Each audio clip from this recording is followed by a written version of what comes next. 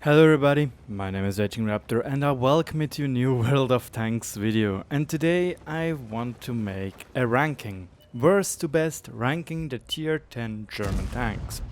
Why exactly the German tanks, you might ask yourself? Well, quite frankly, it's pretty easy to explain because I did this first on the German channel and, well, what best to make it on when you have a German audience on your channel than doing it to German tanks, which are frankly by many people considered as one of the worst tanks in the game, except for probably one or two. But yeah, this list is totally objective. This is my personal opinion. If you have a different opinion, feel free to share it in the comment section below in, well, how should I say it? In a mannered fashion and not just go out, oh no, RagingRaptor is not agreeing with me, he's a dead bibbidi bip bip bibbidi bip. Yeah. Like, again, you can totally say why exactly you think that my list is wrong, and I can say what I think about it. So if you have a nice and chilled discussion in the comment section below, that would be great. Or maybe Reddit, I don't know. But yeah, I am not going to rank the GWE 100. Why exactly? Because it's an artillery piece, and usually most nations, or every nation basically on tier 10 has either 0 or only one artillery piece. I might, when this, how should I say, when this rating is going on, well, I might do all the tier 10 artillery pieces, but once again, I'm not going to include it here because it would be really hard to put into a place because it's a totally different play style. You could say it's either the strongest tank because it's artillery, or you can say it's the worst tank because it's artillery. So this makes our total count of tanks, which we can have a look at, 9. 9 German tier 10 tanks, VK 7201K included, because I have this tank and I can play from say from experience how this tank feels. Once more, this is my objective view of this list of those tanks, and once more, let's start with the last spot, the 9th place, being the Leopard 1. I had pretty darn troubles to think where should I place the Leopard 1 or the Rheinmetall Pzw Waffenträger. Excuse me, Rheinmetall Pzw. No, I'm talking madness. Rheinmetall Panzerwagen, there we go. Because both of those tanks are in their class pretty bad. They have really small niche, and at the moment this niche is pretty darn useless. And I've decided to go for the Leopard 1 being the worst tank in the German tech tree because of the fact that if you are, for example, top tier in a 357 game and the enemy has something like an Object 430U, you are a huge hindrance to your team. Or it doesn't even need to be a 430U, it can be a T62A, it can be a 140. Also, do you see a pattern of Russian tanks? We'll get to them when this series actually gets some views and you like it. So, but this also comes with other tanks, for example 121. Anything which actually has decent turret armor can beat the Leopard 1, because the Leopard 1 is big, it has not really the accurate gun which you would wish for, but it can play bushes. But let's be honest, which tank can't play bushes except for probably the Oni and, well, people which are not using the 50-meter rule. Because with 1.0 the bushes just went to be incredibly strong and are one of the easiest assets now to play. Anyway, Leopard 1 is just a huge hindrance, especially when you are top tier in a 357 game and you do not know what you're doing and you are fighting as something like even a Procede has better turret armor you can bounce, plus he has kill potential with his 4-shot auto-reloading cannon. So yeah. The Leopard 1 definitely needs the buffs, which they are going to give it this year in 2019, already said at the Wargaming Fest. But now to place number 8. As already said, the Rheinmetall Panzerwagen. Why exactly the Rheinmetall is second to last and not last, even though it's pretty bad, it has not really good gun, it has not really good armor or anything really except for view range and speed, but the speed is hard to get because it's super wiggly, like if you want to have a feeling for wheeled vehicles, play the Rheinmetall Panzerwagen, because this is probably exactly how it's going to feel, even though they are going to get some changes to the Panhard EBR. But yeah, the Rheinmetall Panzerwagen, the good thing is it's a scout. And scouts are not really there to carry their team when it is in this an open map like Broko or Malinovka. On those maps, this tank can shine because it has decent camouflage and superb view range. 420 base meter view range is absolutely amazing. Nevertheless, it is one of the also the worst scouts in the tier 10 meta, being probably coupled with the WZ132-1 because it has such an atrocious DPM and accuracy. So yeah, overall Rheinmetall Pzw being the second to last. Next up on place 7 we have the Jagdpanzer E100 tank, which used to be my absolute favorite tank in the game. I have 1500 games on it, had the free gun marks, still have it, but I dropped down again because I'm not tryharding on this tank anymore. And I have to say, man, this tank got bad. I don't know what happened, but I guess it's just that more and more people reach tier 10 and more people, or the people which are still playing, are having a premium account in tier 10 battles so they can spam gold ammunition shells. Plus the fact that there are tanks like the Object 268 version 4 which are just faster and better armored than the Jagdpanzer E100. And yes, they don't have the 1000 damage gun, but then you have the stage 2 which got more or less recently, like half a year ago, I think, buffed. So yeah, there's no really need for the Jagdpanzer E100 at the moment, except you want to have 420 blazed heat. Next up, in my opinion, is the second TD in the game of the Germans, and that's the Grille 15. But I have to say, you can easily exchange it with the next, or with the 5th place, the E100. The Grille 15 used to be amazing before they nerfed it. Obviously, German tanks need to be nerfed, while we have the Type 5 Heavy for more than 2 years now, I think. And the Russian tanks, the Object 430U, is still not nerfed, and it's more than a year.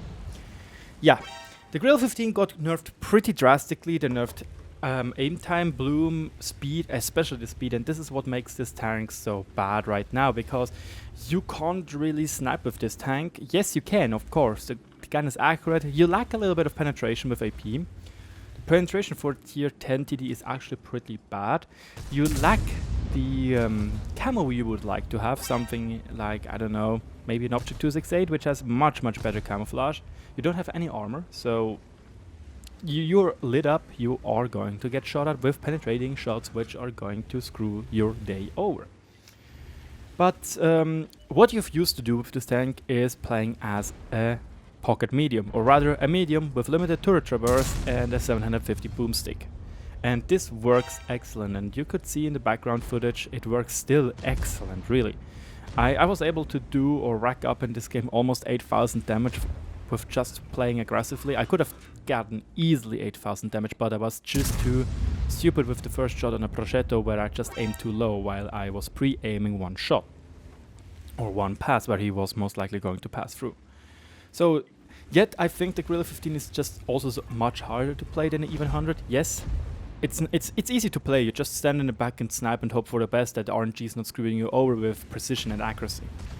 But overall, yeah, I think it needs to be better with this tank. You need a lot of experience with it. Or at least you need to play aggressively to actually rack up damage, which is, yeah, play aggressive, and that's why also tanks like 430U, Object 140, WZ, 277 are so good and are so popular in the hands of skilled players, because you can play them aggressively, you can get away with a lot of things while having a great DPM and a great gun overall. As already said, number 5, but it could be easily swapped around with the Grille 15, is the E100. The E100 definitely needs something. When I put out the video on my German channel, a lot of people said that they would love to see Wargaming giving the E100 the mouse turret. I totally understand that. I definitely think giving the E100 a mouse the turret of the mouse and keeping the 750 Alpha gun could give it so much more life to it. The question is though if this would make the mouse obsolete, because you are just having a faster mouse with comparable armor and having the same turret but a 750 Alpha gun. That is the big question. Really is. Nevertheless, the E100 can be good, but the big problem is that at the moment on tier 10 so many people have no hesitation to dab that 2 key or use code 22 to just pew your turret. Your turret is, like, the problem with the turret is, even though when you are angling it as good as possible, at least how I feel it, you're still not going to bounce the heat shells. If you are angled properly the mouse turret, there is almost no chance the enemies are going to penetrate your turret with heat shells, with 340 millimeters of heat penetration, which is to be said amazing, because that actually says, hey, you are a skilled player, you know how to angle properly. But when you are playing the E100 turret, it's just so, yeah, it doesn't matter. You're angling your turret and the enemy still has a 50% chance penetrating on either your flank or your front, perfectly angled.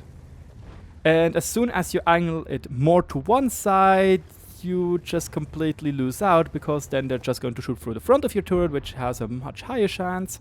And if you shoot too much from your side, they're going to penetrate it much easier from the side. So either give it a mouse turn, or maybe think of increasing the frontal turret and the side turret armor by probably 10 to 20 millimeters of armor, because the lower plate weak spot is still amazing, and it definitely needs to stay to make this tank not something like a Type 5 heavy. And don't forget, the tank still has this viewport on top, this view, how should I say, like part, which is only 150 millimeters thick. Next up, in my personal opinion, is the Pz.Kpfw 7 on place 4. It has an amazing gun, there's nothing to doubt about it. It's accurate, it has a really fast shell velocity. One thing though, which is at the moment really unfortunate for the tank, is that there's apparently a bug, and the people from Reddit already pointed it out, that if you are aiming inside or like zooming in, that you are exposing more than you have to if you would not have shown, or if you would just use third-person view. That's pretty sad to think about it. Another thing is that the VK, like the exactly same tank, just with a 150mm gun, got buffs to the gun mantlet, which gave it now around 300mm on the circular part of the gun mantlet, and gave some slight buffs to the side or the turret ring part of the tank, which makes this tank bad for side scraping. Meaning, yes guys, you are probably going to get screwed over if you are trying to side scrape. And it's kind of sad, because the turret is actually amazing and can bounce a lot of shells, and I would love for Wargaming to also give it that buff. The VK gave it, got it, so the cupola stays a weak spot. You can even keep the sides as weak spot, so it's a little bit more differentiated. But yes, it's just like, ugh, it really is, ugh. That's the tank. We are coming to the top 3, to the podest, or the podium. VK7201K is my top or third best tank. Or if you want to say the 7th worst, not worst tank, whatever. The VK is actually pretty darn strong. As you probably saw, also it's a lot harder to free mark than anything else, because so little people have it. And you've guessed it, a lot of skilled players have it, because it's a what's it called? Clan Wars reward tank. Nevertheless, the tank really feels good. As already said, gun mantlet got a decent buff, which was definitely necessary, because it's still kind of weakish. Like, it still has parts which are only 120mm thick, which is still is the weak spot, or one of those weak spots. They slightly buffed the side armor, but not really where you want it to be buffed. So yeah, but again, it didn't lose anything compared to the VK. It even to the Pz.Kpfw 7. It didn't lose anything. It even gained a lot more penetration. 350, I think it is now with heat, which is immensely strong. The huge weaknesses of those two tanks, Pz.Kpfw 7 and the VK 7201K, is that they are incredibly vulnerable to Type 5 heavies. Why exactly? Well, make a guess. It has those huge plates on the front, which are just so weak. 40mm and, what is it, 80mm I think. And yes, Type 5 heavy splashes onto that, damaging the engine, maybe even causing a fire, and you are a goner. This is what makes this tank actually pretty bad when it comes to balancing it in the matchmaker, because you are counted as a super heavy tank, as is the Type 5 Heavy, and the Type 5 Heavy is just shitting on you. Yes, you are having a lot easier time to penetrate him now with the VK because you have such good penetration with heat. But again, it's like it just smacks you back for 600 or so, plus the chance to burn you. Where meanwhile you are lucky when you are able to penetrate it. Just really feels bad. Nevertheless, the second spot in my personal preference is the mouse. Because the mouse, when it comes to being efficient or rating it for its efficiency, it just makes everything right. It's an incredible tank, it still has a decent gun, and as already said, the turret feels so much better when you're angling it properly compared to the E100. You can shrug off a lot of heat getting thrown into your face when you hide your lower plate. It's actually incredible how much heat you can shrug off of being like, yeah, keep on trying, dude. I don't give a shite because I'm a mouse. And I think they really need to give this feeling to the E100 as well. If you angle the mouse properly, there is roughly a 40 to 30% chance to penetrate it on the turret. And that is nothing compared to the 50% of E100. This is so much better in my personal opinion, like hot diddly dang. Even trying to penetrate the upper front plate it's basically impossible, and the lower plate with being 200 millimeters thick in a pretty steep angle makes it also incredibly strong. Like the mouse deals or does everything right it has to do. It's an incredible tank. It has good gun, yet it lacks a little bit of penetration in premium rounds. 330 would be amazing with APCR. It only has 311, but yeah. Once more, it gets shit on by Type 5 Heavy, but who doesn't get shit on by a Type 5 Heavy? Let's be real here. Nevertheless, really deserved second place in my opinion. The mouse does everything right. Like, when it comes to be a tanking monster, it's your go-to tank. The Type 5 Heavy can go and jump off a cliff, even though he deals more damage than a mouse. He can't angle or can't tank damage as good as the mouse does, because as already said, the mouse is just so much better in tanking because it can side scrap properly. So, drum roll please. That hurt my fingers. Number one spot in my personal opinion is the E50M. Even though compared to other mediums like an Object 430U or an Object 140, it's not as good, but it just has such a unique flair to it that it is such a huge ramming monster. Basically has an E75 hull on a tier 10 medium. Also, by the way, the E50 for tier is so much better than the E50M, yet the E50M is still a great tank. 270mm of APCR base penetration, the huge ramming potential, still being fairly quick, accurate as well, yet it could be a little bit more accurate, but then again it would be more accurate than Leopard 1. The only thing it really lacks is turret armor and DPM. Even though the turret is pretty weak, 185 frontally, it doesn't mean that the enemies have easy going to penetrate you. It used to be harder to penetrate the turret when the what's called the gun mantlet used to be rounded or like a cylinder. Not really like a cylinder, like a cone. Now it's less like a cone, but more like a downwards looking cone, and it doesn't really go all around. It's hard to explain when you don't know the old E50M model. If you want to see the old E50M model or see how it used to look like the gun mantlet, just go to tanks.gg and put in 9.17 public test or normal test. Then you will see what I mean with it. And the gun mantlet just is back then was a lot more sturdy in my personal opinion, and it used a lot more space. If the turret front though is biggish, but it's not that big, so it needs some careful aiming to actually or properly hit where they can penetrate. And as soon as they hit the flanks of the turret, it's going to be an easy bounce frontally. The upper front plate is incredibly strong. There is nothing really they can do. This tank clubs lower tiered opponents. When it's top tier, it's just a murder machine, and it can definitely stand its chance against the Object 430U. Especially when you're holding it a little bit on distance and know what you're doing. You can even side scrap with this behemoth, even though it's just 80mm of side armor.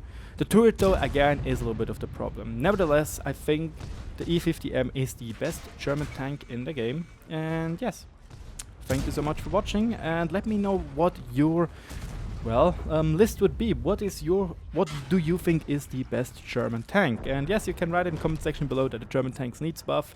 Obligatory comment, because let's be honest, they do need it. Especially things like the Leopard 1, Rheinmetall Pzw, Jagdpanzer. Like, basically every German tank except for the VK could use a little buff. Or a bigger buff. E100 would be a massive when they would give it the mouse torn. Like, I'd love to see that when they would give it to that. Like, that would be amazing. I think in War Thunder it already has the mouse torn, but it only uses the mouse gun as well. So that would be a little bit boring if you think about it. So Wargame would need to give it the 150mm gun to differentiate it a little bit from the mouse. But then again, you could think about it that it might be too strong because it's a faster mouse basically with a heavier gun. So yeah, thanks so much for watching, and I'll talk to you all later.